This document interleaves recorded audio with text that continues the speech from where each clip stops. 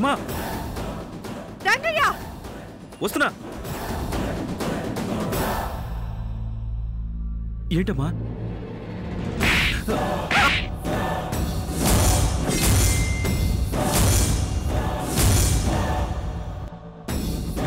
ఇంతమంది పని వాళ్ళుంటే ఏం చేస్తున్నారు? చూసారా నా భర్త పరిస్థితి? చూసారా? ప్రాణాపాయ స్థితి నుండి బయటపడ్డారు. ఎవరు అసలు నా భర్తని చంపాలనుకుంటున్న వాళ్ళెవరు? ఆ అవసరం ఎవరికుంది? అరే, నట్టింట్లో తీర్థంలో విషం కలిపి నా చేతుల మీదుగానే నా భర్తకి ఇప్పించి ఈ దుస్థితికి తీసుకొచ్చిన వాళ్ళెవరో నాకు తెలియాలి. వదిలిపెట్టను. నా భర్తని ఈ స్థితికి తీసుకొచ్చిన వాళ్ళెవరిని వదిలిపెట్టను. రంగయ్య, ఈ ఊర్లో పోలీస్ స్టేషన్ ఎక్కడుంది? డ్రైవర్ని కార్ తీయమని చెప్పు. అలాగేనమ్మా. వెంటనే పోలీస్ స్టేషన్లో కంప్లైంట్ ఇవ్వాలి. విషం కలిపిన వాడెవడో పట్టుకోవాలి. మీనమ్మా,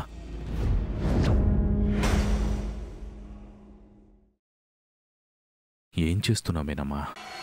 ఈ పరిస్థితిలో పోలీస్ స్టేషన్కి వెళ్ళి కంప్లైంట్ చేయడం కరెక్ట్ కాదు. ఎందుకు కరెక్ట్ కాదండి? ఇప్పటికే ఆలస్యమైంది.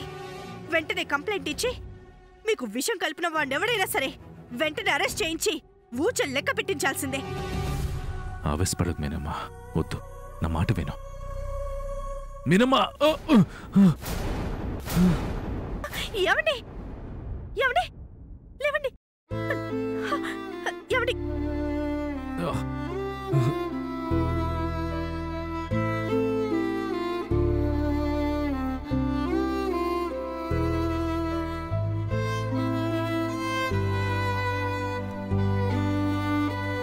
నా మాట విని మీనమ్మా, హోమం పూర్తయ్యే వరకు ఎన్నో ఆటంకాలు ఎదురవుతాయని పంతులు గారు చెప్పారు.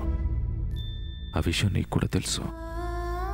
2 రోజులు హోమం పూర్తయింది, ఇంకో రోజు మిగిలింది. అది కూడా పూర్తయ్యే వరకు అనవసరమైన ఆవేశాలు పక్కన పెట్టి ఓపికతో ఉండు. మీ మీద విష ప్రయోగం జరిగిన తర్వాత కూడా ఎలా ఊరుకోమంటారండి? వాడెవడైనా సరే మిమ్మల్ని చంపడానికి ట్రై చేసిన వాడిని మీ కాళ్ళ మీద పడేస్తాను.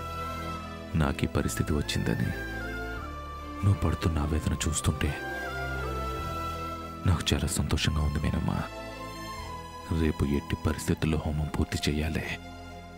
ఈ 2 రోజుల కంటే రేపు మరిన్ని ఆటంకాలు ఎదురవుతాయని నాకు అర్థమవుతుంది.